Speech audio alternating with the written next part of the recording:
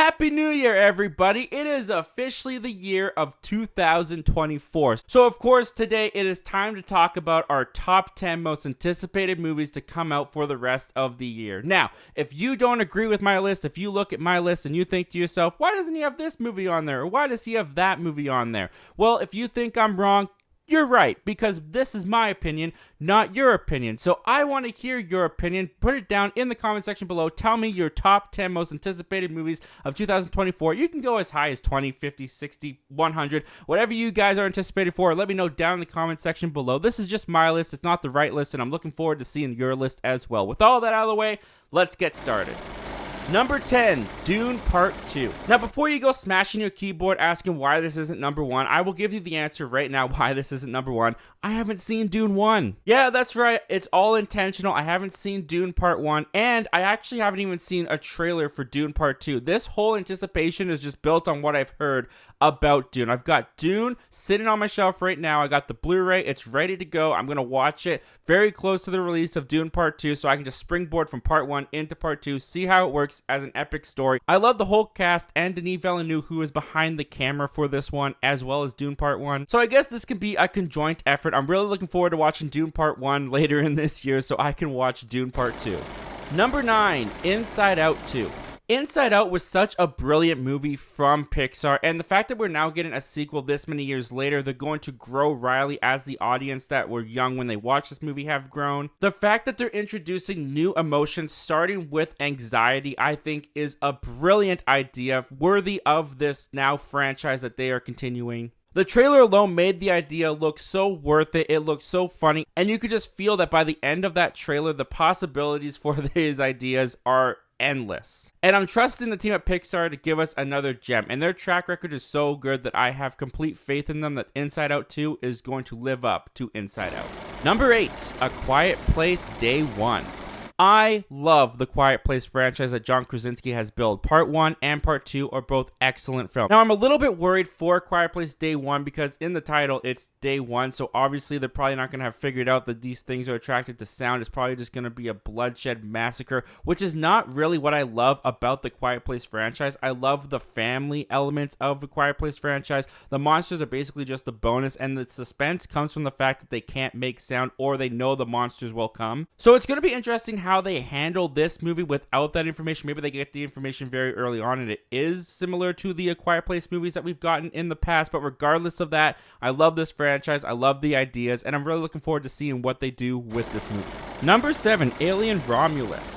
I enjoy the Alien franchise, and Prometheus and Alien Covenant weren't exactly what I was looking for from this franchise, so the fact that we're getting an actual another Alien movie, how can you not be excited about that? I'm looking forward to seeing what they do with this. I'm looking forward to being back in the Alien franchise and to see more of those xenomorphs on my screen. Plus, Ridley Scott has seen it and he says it's awesome, but Ridley Scott also made Napoleon last year, so his opinion doesn't hold that much weight to me anymore. But regardless of that, I am looking forward to seeing Alien Romulus when it releases. I think it's on Disney Plus. Regardless where it is, bring it on. Number 6, Furiosa. Who didn't love Mad Max Fury Road when it came out in 2015? And the fact that now we're getting a follow, well, it's a prequel, not so much a follow-up, but George Miller is returning to return us to the Mad Max universe with this prequel for Furiosa. You got Anya Taylor-Joy in there, you got Chris Hemsworth in there. I am so ready to be back in this world. They look great. I really love the way that Chris Hemsworth is going to be a villain in this one. I'm very excited to see how he's going to play that. The trailer pulled me right back into being on Mad Max Fury Road, and I'm hoping that the movie can deliver that. I hope it has the practical effects and the chase sequences that we got in that movie. I hope they don't substitute the practical for the green screen and the special effects. I really hope this feels like Mad Max Fury Road did, and from the trailer, I got the sense, so I'm going into this movie very hopeful. Number 5, Joker 2. Or Joker Folie à Deux, whatever it's called. I'm really looking forward to seeing this movie. Joker was such a pleasant surprise back in 2019. Now, Joker was made as a standalone solo movie. So the fact that they are doing a movie that kind of feels like they're only doing the movie because that movie made $1 billion. And when you make $1 billion, you make another one. The studio demands it. I'm hoping the creativity doesn't come from the fact that they just made money, so they need to make another one. And the fact that they've added Lady Gaga as Harley Quinn, and they're thinking of doing a musical angle to this one, something that we've never really seen in the comic book movie genre. I think it could end up being innovative, or it could end up being a complete mess and a disaster of a movie. But Joaquin Phoenix is in there. I'm sure he's going to give a great performance, and I'm looking forward to seeing him and Lady Gaga play off of each other. This is the only DC movie we get all year, so hopefully it's a great one. Number 4, Kingdom of the Planet of the Apes. I love what Wyatt Ruper started in Rise of the Planet of the Apes and what Matt Reeves took over with Dawn and War of the Planet of the Apes. Now, we don't have those directors returning, nor do we have Andy Serkis returning as Caesar. But if I was worried that it was going to feel like the magic of these movies were lost, that trailer came along and told me, hey, Zach, calm down. There's nothing to worry about. Because this feels like a continuation of those worlds. It feels like an appropriate continuation of those worlds. It looks like it's going to even lead up eventually to the Charlton Heston movie, or at least a remake of it. I love this franchise. I love what they've done. I loved this trailer, so I'm really looking forward to being back in the Apes world, and I'm really looking forward to seeing what Wes Ball can continue to this franchise that I love.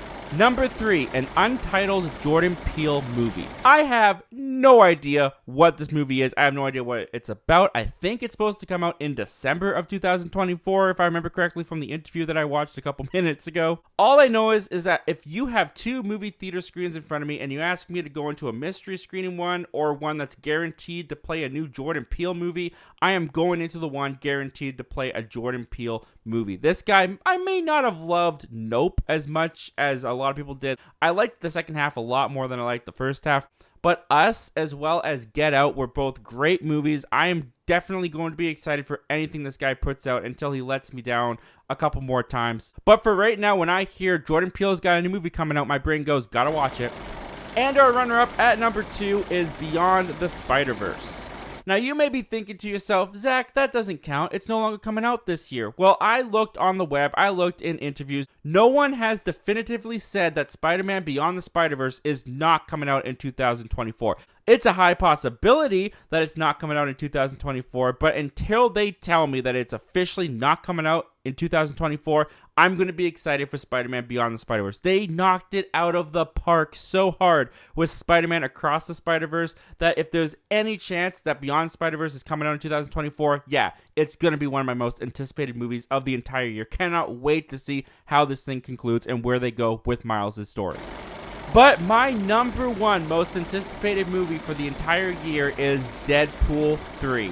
How could I not be excited for Deadpool 3? Not only is it Deadpool, which are 2 movies that have not let me down, they're both awesome, but you've also got Hugh Jackman returning as Wolverine, teaming up with Ryan Reynolds' Deadpool. Are you kidding me? This is something that they've unintentionally been building up since the first Deadpool movie, since X-Men Origins Wolverine, you could argue. You've got the possibility of this being a Deadpool Kills the Fox universe type movie. Deadpool is coming into the MCU. You've got a bunch of cameos that are going to be appearing in this movie that I'm very excited to see what they do with them. If all things go right, this will be the movie that not only the MCU needs right now, but I think the world needs right now. I am so excited for Deadpool 3. They got 2 installments that never let me down, so I don't expect them to let me down now. This is such a big moment for Ryan Reynolds and Hugh Jackman and Marvel. They've got to hit it out of the park. I think they know that, and I think they will.